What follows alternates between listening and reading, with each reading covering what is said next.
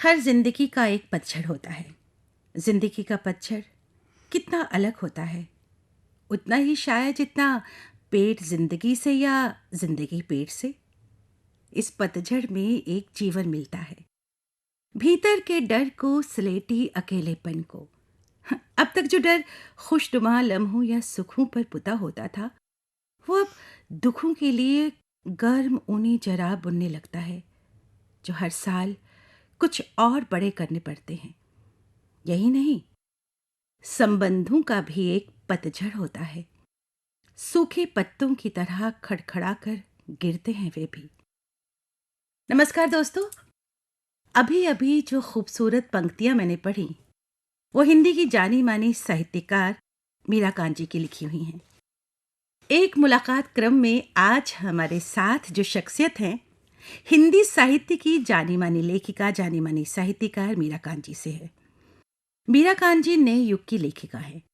उन्होंने अपने साहित्य लेखन से समाज को एक नई दिशा दी है। मीरा कांजी, आपका हमारे स्टूडियोज में बहुत बहुत स्वागत। बहुत बहुत शुक्रिया और हमारे श्रोताओं को भी मेरा नमस्कार। जी, मेरा पहला सवाल आपसे यही है कि आपकी लेखन की शुरुआत कैसे हुई? जो आपकी साहित्यिक यात्रा है, उसकी शुरुआत कैसे हुई? देखिए, आप साहित्यिक यात्रा या रचनात्मक यात्रा की बात कर रही हैं, हम्म, तो मैं कहूँगी कि जितना भी रचनात्मक लेखन है हम्म, वो असल में अंतश्चेतना से जुड़ा होता है, बिल्कुल। जहाँ चेतन अवचेतन की लुका छिपी सी होती है। क्या बात। और कागज़ कलम को तो ये बहुत बाद में पता चलता है, उससे पहले ये मन में सरसर आता है। बिल्कुल। देखिए, समाज वही है, परिवेश वही है, समाज की विसंगतियाँ वही हैं। फ़र्क सिर्फ इतना है कि एक सामान्य जन या कहें कि सामान्य मन वहाँ से गुज़र जाता है और जो संवेदनशील मन होता है, सृजनशील मन होता है, वो वहाँ रुकता है, ठिठकता है, ठहर कर उन स्थितियों को देखता है, उन पर सोचता है। फिर वो घटना, वो चरित्र, वो क्षण उसके भीतर ऐसी बेचैनी सी उत्पन्न करते हैं कि वो उस पे बहुत ज़्यादा सोचता है और अपनी प्रतिक्रिया या अपने को अभिव्यक्त करने को मजबूर होता है। तो बस मैं कहूँगी कि यहीं से हमारा जो यात्रा है वो शुरू होती है। अब आपने, काजल जी, आपका सवाल ये है कि मेरी कैसे शुरू हुई। बिल्कुल, हाँ, बिल्कुल। तो बहुत पीछे जाना पड़ेगा। जी। मैं एक संयुक्त परिवार में पली बड़ी हूँ, हम्म, जहाँ बहुत बातें थीं, बहसें थीं, उत्सव थे, जी। पत्र पत्रिकाएं थीं, भरा पूरा माहौल था। हम्म, मगर मेरे मन में अकेलेपन की एक छाया सी थी। तो मैं काल्पनिक रूप से कुछ ऐसा तस्वुर सा करती थी कि मैं किसी इस घटना में हूँ या ऐसी स्थिति में हूँ जहाँ मैं इससे उससे जाने किस किस से संवाद करती थी, बातें करती थी, और इसमें मुझे बहुत आनंद आता था। धीरे धीरे बड़ी हुई तो मैंने मानव संबंधों को जाना, गौर से देखा। मानव संबंधों में जो सत्ता और अधिकार का संघर्ष है, उससे मैं दो चार हुई, और तब मैंने पहली बार महसूस किया कि समाज में महिलाओं की स्थिति कमतर है। जी। तो ये चीज़ मुझे उस बचपन में भी थोड़ी अखरी, हम्म, लेकिन जैसे जैसे मैं बड़ी होती गई, इन चीज़ों को ज़्यादा समझती गई, फिर मैंने इस पर थोड़ा पढ़ा भी, तब ये बहुत जल्दी मुझे समझ में आने लगी, पकड़ में आने लगी, और ये और ज़्यादा चुभने लगी और पैनी होती गई। और ये मन में एक नाराज़गी, एक गुस्सा ऐसा पैदा हुआ कि वो अंतश्चेतना में जाकर एक प्रतिरोध की शक्ल ले ली उसने। वो बढ़ता चला गया, क्योंकि मैं थोड़ी संकोची स्वभाव की थी, ज़्यादा बात नहीं करती थी, तो वो बढ़ता चला गया, एक गुब्बारे की तरह वो फूलता गया, फूलता गया, और जब वो फूटा तो वो एक रचनात्मक शक्ल में फूटा, एक कहानी की शक्ल में, और वो कहानी थी डर के पौधे। लेकिन फिर उसके बाद मुझे पहली बार लगा कि हाँ, शायद यही है मेरी एक दुनिया समानांतर, क्योंकि यही मुझे समाज के साथ संवाद करने का एक मौका दे रही है, समाज के साथ, सरोकार के साथ उससे जुड़ने का मौका दे रही है। जी। तो फिर उन विसंगतियों को मैंने और पकड़ा, उन असमानताओं को देखा, और जैसे जैसे बड़ी हुई, परिपक्व हुई, हम इवॉल्व होते हैं धीरे धीरे समय जी। के साथ। फिर मैंने और तरह की असमानताएं भी देखी। हम्म, ये जो असमानताएं हैं, ये भी चुभी कि आखिर समाज में इतनी असमानताएं क्यों हैं है? क्यों। तो फिर मैंने इन चीज़ों पर थोड़ा बहुत, जितना भी मैं कर सकती थी, थोड़ा बहुत किया, और आज भी कर ही रही हूँ। मूलतः यही कहना चाहिए कि समाज की जो विसंगतियाँ, समाज की जो स्थितियाँ हैं, जो आयरनीज हैं, जी वही आपको ठेलती हैं एक तरह से। बिल्कुल। लेकिन आपका जो लेखन है प्रमुख रूप से समाज के रीति रिवाजों में जो घिरी महिलाएं हैं उनकी समस्याओं पर आधारित है। आपने महसूस किया कि हमारे समाज में महिलाएं अलग अलग तरह की पीड़ाओं से, संघर्षों से जूझ रही हैं। आपका लेखन साहित्य ऐसी ही महिलाओं की दास्तां को बयां करता है। इस बारे में आप क्या कहेंगे कि जब नारी आज़ादी की बात करते हैं, नारी आज़ादी के सवाल उठाते हैं, तो आपका जी। फोकस किस पे रहता है? आज महिलाओं की जब हम बात करते हैं जी तो हमें लगता है कि सब कुछ तो ठीक चल रहा है, बिल्कुल। और खास तौर से शहरों में हम शहरों में देखते हैं कि सब कुछ तो ठीक है।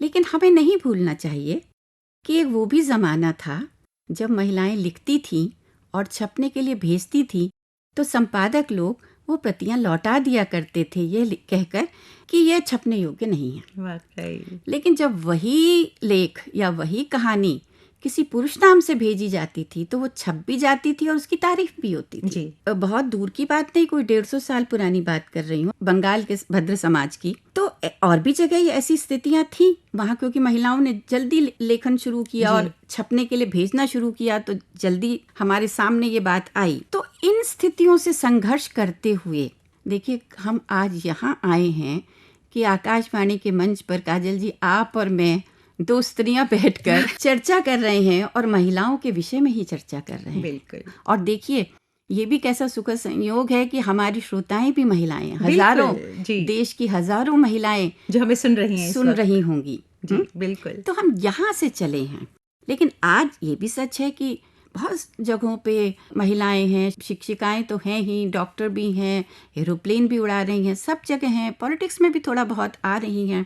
लेकिन अभी हमें बहुत बहुत आगे जाना है, बहुत संघर्ष करना है, और उसके लिए ज़रूरी है कि हमें समाज की सोच बदलनी है, मानसिकता बदलनी है, सिर्फ स्त्री की नहीं, स्त्री और पुरुष दोनों की। मेरे जो पात्र होते हैं ज़्यादातर जब मैं स्त्री विषय पे लिखती हूँ तो मिथक से या इतिहास से लेती हूँ। उस जमाने को मैं उसकी कल्पना करती हूँ, वहाँ का परिवेश, वहाँ का चरित्र, सब कुछ लेकर, लेकिन सरोकार आज के होते हैं, बिल्कुल वर्तमान के होते हैं। हमारा जो आज का प्रश्न है वही मैं उठाती हूँ। वो एक ऐसा सेतु होता है जो हमें उस युग में ले जाता है और वापस ले आता है।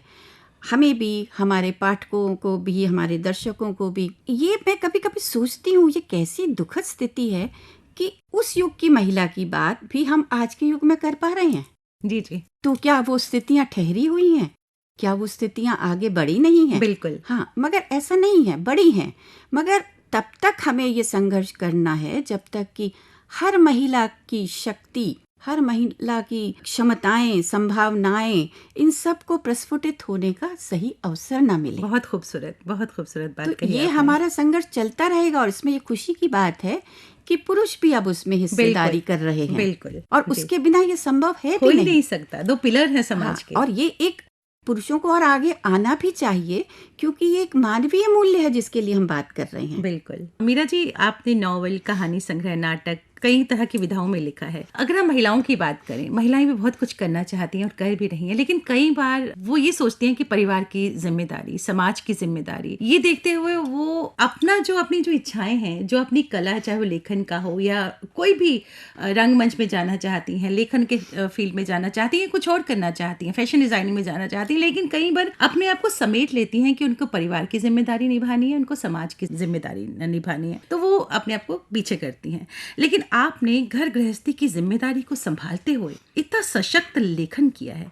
क्या कहेंगी आप इस बारे में? आप आज जिस मकाम पर है, उस मकाम पर पहुंचने के लिए आपको कितना संघर्ष करना पड़ा एक महिला होने के नाते? देखिए, ज्यादातर हर महिला को संघर्ष तो करना ही पड़ता है समाज में, है ना? बिल्कुल। कुछ भी प्लेट में रख के तो नहीं मिलता है। नहीं मिलता। किसी को ज्यादा करना पड़ता है, किसी को कम करना पड़ता है, और इसके लिए थोड़ी हिम्मत की भी जरूरत होती है। हिम्मत की बहुत जरूरत है कि आप अपने उस खोल से निकलें। बिल्कुल। क्योंकि हमें ऐसे मूल्यों में पाला गया है, हमें बचपन से इस तरह से बना दिया गया है कि हम हिम्मत ही नहीं करते, क्योंकि हमें जो जीवन मूल्य दिए गए हैं कि तुम्हें ये करना है, वो करना है, तो हम उससे नहीं निकल पाते। हमें सोचना चाहिए कि हमें भी अपनी शक्ति और संभावनाओं को आगे बढ़ाना है, बेहतरी के लिए कुछ करना है।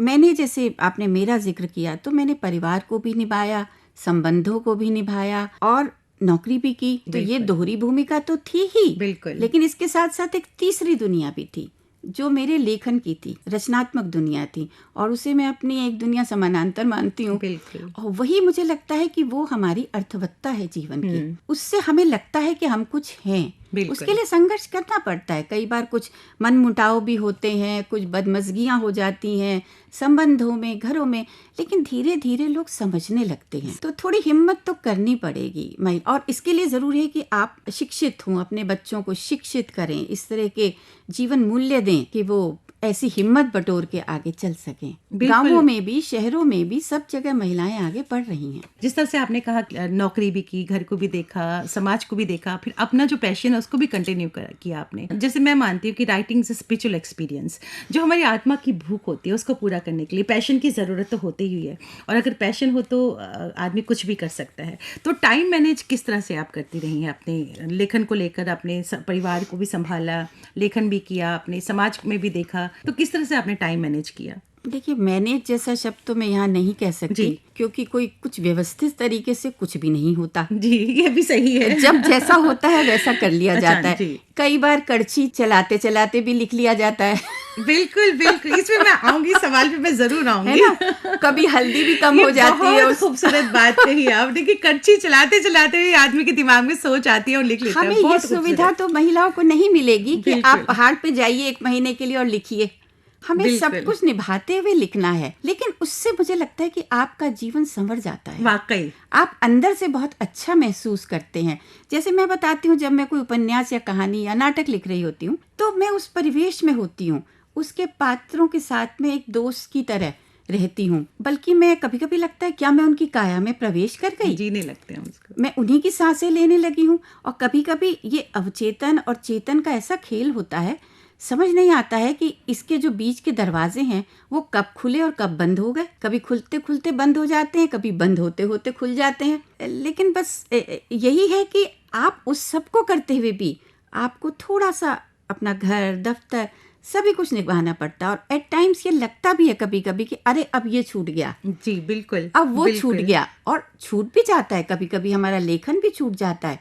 जैसे उपन्यास होता है और घर में कोई किसी का विवाह है, तो वो पूरा बस्ता उठा के हमें एक तरफ उस अंतराल के लिए रख दिया जाता है। तब एक घबराहट सी होती है कि अब आगे कैसे लिखा जाएगा, हम तो सब भूल जाएंगे। बिल्कुल बिल्कुल। लेकिन ऐसा नहीं होता, क्योंकि वो सारे पात्र, वो सारा परिवेश हमारे भीतर, यही तो परकाया प्रवेश है। बिल्कुल, हम इस तरह से उसमें प्रवेश कर चुके होते हैं, हमें नहीं पता होता। हम सोचते नहीं हैं कि उसके बारे में हम सोच रहे हो बैठ के, ऐसा कुछ भी नहीं। लेकिन वो मन में कहीं ना कहीं वो चलता रहता है। और जब हम लिखने बैठते हैं तो हम पाते हैं कि अरे हम तो वहीं खड़े हैं जहाँ से छोड़ के गए थे। मंटो साहब की अगर हम बात करें, मंटो साहब मेरे बहुत फेवरेट हैं।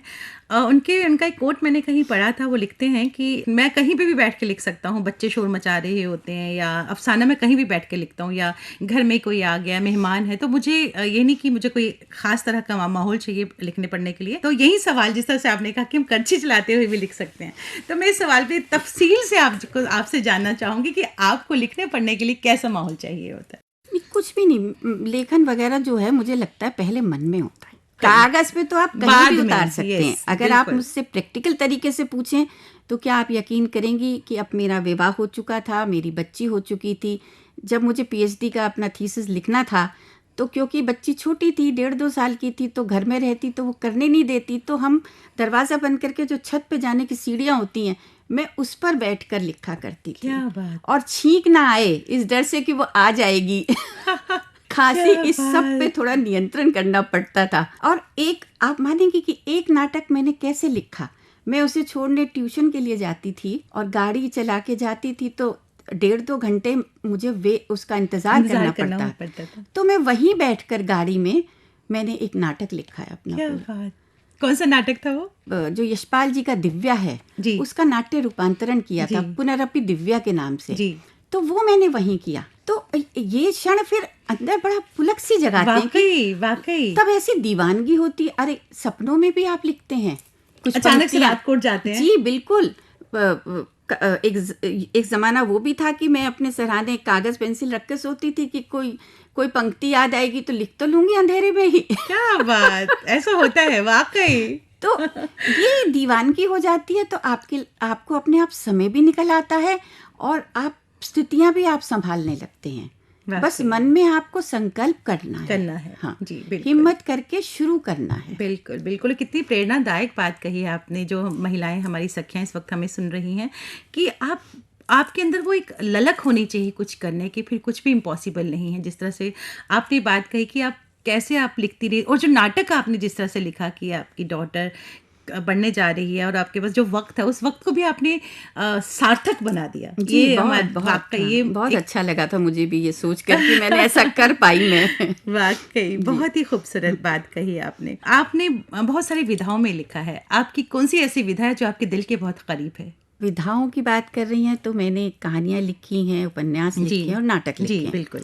मेरा बाल साहित्य भी आपने थोड़ा सा। बहुत कम। लेकिन मेरा मानना ये है कि लेखन में रचना की चेतना जो होती है, जिसको कि हम आत्मा कहते हैं, वो समान ही होती है। वो विचार, वो भाव, वो संवेदनाएं, वो तो समान होते हैं। बस देह रूपी सांचे बदल जाते हैं, है ना, जिसे कि आप काया बदलना कहते हैं, वस्त्र बदलना कहते हैं, तो वो बदल जाते हैं। तो इसमें कहानी जो है वो मेरे लिए एक सुबह की ताज़ा सैर है। आहा, क्या बात, कितना खूबसूरत आपने कहा कि आप मन में कोई मुद्दा लेके निकलें और एक निश्चित समय में सैर करते हुए वापस घर आ जाएं। क्या बात। ऐसा भी होता है कभी कभी आप इतने उसमें खो जाते हैं, कभी नई गली में चले गए, कभी राह बदल ली, लेकिन फिर भी एक निश्चित समय में आप लौट आते हैं और अपनी दिनचर्या को संभालते हैं। जी। उपन्यास जो है वो एक मिशन है वाकई। उसके तकाजे बहुत पहने होते हैं, उसको संभालने में, उसको क्रम देने में समय लगता है। और जैसा कि मैंने पहले बताया कि कई बार बीच में अंतराल आते हैं, हम सब कुछ उठा के रख देना होता है, फिर शुरू करते हैं। बिल्कुल। लेकिन इसको अगर मैं इस तरह से कहूँ कि अभी मैं कुछ दिन पहले बैठी थी छत पर, तो मैंने आसमान में कबूतरों को उड़ते हुए देखा, तो मुझे लगा ये एक तो आसपास की छतों से कबूतरों के झुंड उठकर जा रहे हैं और आसमान का एक बड़ा सा गोल चक्कर लगा के लौट आते हैं अपनी छतों पर। मुझे लगा ये तो कहानी है वाकई। और जब इसी तरह के पक्षी, बहुत ठंड हो जाती है और साइबेरिया से उड़ते हैं और जाने कितने समुंदरों को पार करते हुए, देशों के ऊपर से उड़ते हुए गर्म प्रदेशों में पहुंचते हैं, वहाँ कुछ समय रहते हैं और फिर लौटकर अपने मंजिल पे पहुंचते हैं, वो उपन्यास लगता है मुझे। बिल्कुल। और जब नाटक की बात करें तो नाटक पूरी तरह से अनुशासन है। मुझे लगता है कि उसमें हमें ये देखना है, क्योंकि चारों तरफ अभिव्यक्ति है, वेशभूषा में भी, संवादों में तो खैर है ही, खामोशियों में भी, अंतरालों में भी। तो हमें ये देखना है कि हमें खुद को कितने संभाले रखना है और खुद को कितना छोड़ना है, क्योंकि एक समय सीमा भी है। आपको 1 घंटे का लिखना है, 1.5 घंटे का लिखना है, तो कितना कसना और कितना छोड़ना है। जैसे तानपुरे के तार होते हैं ना, अगर आपने उसको ज्यादा कस दिया तो वो टूट जाएंगे। बिल्कुल। और अगर उसको थोड़ा कम कसा तो वो बेसुरे हो जाएंगे। वाकई। तो ये इस तरह का अनुशासन है कि आपको सही पकड़ का पता होना चाहिए। तो आपका सवाल ये था कि मुझे कौन सी विधा प्रिय है। मेरे लिए सारी विधाएं मेरे बच्चों की तरह है। जिस समय मैं जिस विधा में लिख रही होती हूँ, उस समय मुझे लगता है इससे अच्छा कुछ है ही नहीं, और इससे अच्छा मैं लिख भी नहीं सकती। लेकिन जब मैं लिख चुकती हूँ उसके बाद लगता नहीं, अभी तो मुझे और बेहतर लिखना है। बिल्कुल। है ना। अब देखेंगे कौन सी विधा में, और ये जो विषय मैं चुनूंगी वो कौन सी विधा में ज्यादा निखर के आएगा, तो ये उस सब पे निर्भर करता है। सभी विधाएं प्रिय हैं। अगर आप लेखिका नहीं होती तो क्या होती? ऐसा कैसे होता है कि मैं लेखिका नहीं होती? मुझे होना था। हाँ। आपके फेवरेट राइटर कौन है, और कौन सी साहित्य की किताब आपकी बहुत दिल के करीब है सबसे अधिक? बहुत हैं फेवरेट राइटर, तो बहुत हैं। उन सबको पढ़ कर तो हम बड़े हुए हैं, हम बने हैं। ये बात बहुत खूबसूरत कही, लेकिन फिर भी कोई, मतलब एक का नाम लेना दूसरे के साथ ज्यादती हो जाती है।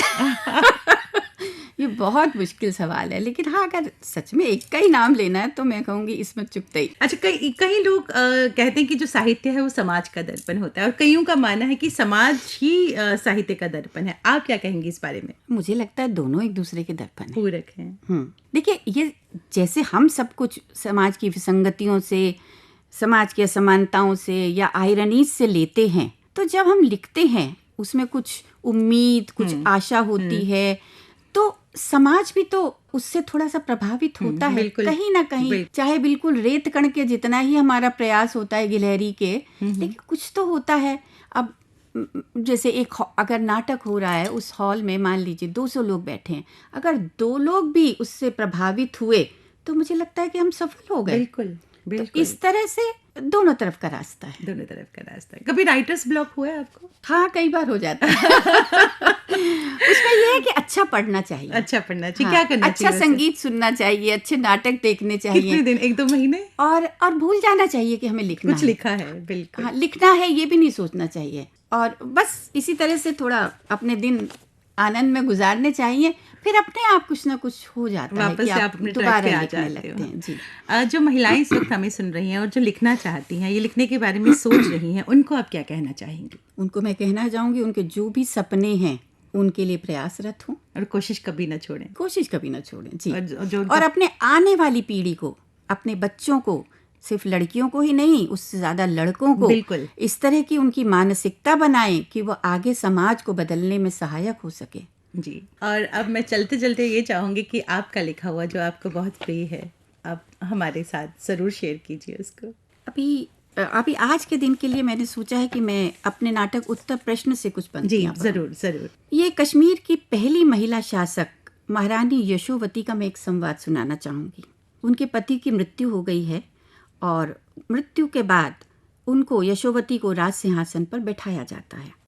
एक स्त्री का राज सिंहासन पर बैठना वहाँ के सभासदों को, सामंतों को फूटी आंख नहीं सुहाता। कुछ महीने बाद जब महारानी राजकुमार को जन्म देती हैं, तो वे मिलकर महारानी को गद्दी से हटाने का षड्यंत्र रचते हैं। वे कहते हैं कि नन्हे राजकुमार को राज सिंहासन पर बैठाया जाए और हम लोग उनकी आज्ञाओं का पालन करेंगे। यानी वे उस षड्यंत्र की आड़ में स्वयं राज करना चाहते थे। यशोवती को यह मंजूर नहीं था, तो अंतिम दृश्य में वो पालने में लेटे अपने उस शिशु से, जो कुछ दिनों का ही है, उससे कहती हैं, बंद पलकों में एक रहस्य की बात सुनो मेरे राजकुमार। मैं तुम्हें इन धूर्त राजपुरुषों के हाथ की कठपुतली नहीं बनने दूंगी, कदापि नहीं। तुम्हें इन जीर्ण शीर्ण रूढ़ियों को आगे बढ़ाने का माध्यम भी नहीं बनने दूंगी। मैं तुम्हें सपने दूंगी। हाँ मेरे लाल, सपने। एक ऐसे राज्य की स्थापना के सपने जिसमें छोटे बड़े का भेद न हो, जिसमें स्त्री की निर्णायक भूमिका से पुरुष आतंकित न हो, जहां स्त्री की सामर्थ्य को सशक्त किया जाए, और इन सपनों को सच में बदलने के संस्कार दूंगी। जब तुम सिंहासन पर बैठो तो स्त्री शक्ति की संभावनाएं संकुचित न हो। क्या बात। तुम ऐसे राजा बनना मेरे लाल कि तुम्हें इस जर्जर व्यवस्था की बैसाखी का सहारा न लेना पड़े। हाँ मेरे लाल, ऐसा ही होगा। क्या बात, बहुत खूबसूरत, बहुत ही खूबसूरत, शुक्रिया। बहुत खूबसूरत। मीरा जी, आप हमारे स्टूडियोज में आई और आपने हमारी सखियों के साथ इतनी अच्छी बातें शेयर की। नहीं, मुझे भी बहुत अच्छा लगा। आपका बहुत बहुत शुक्रिया, बहुत बहुत शुक्रिया। चलिए, बहुत बहुत धन्यवाद।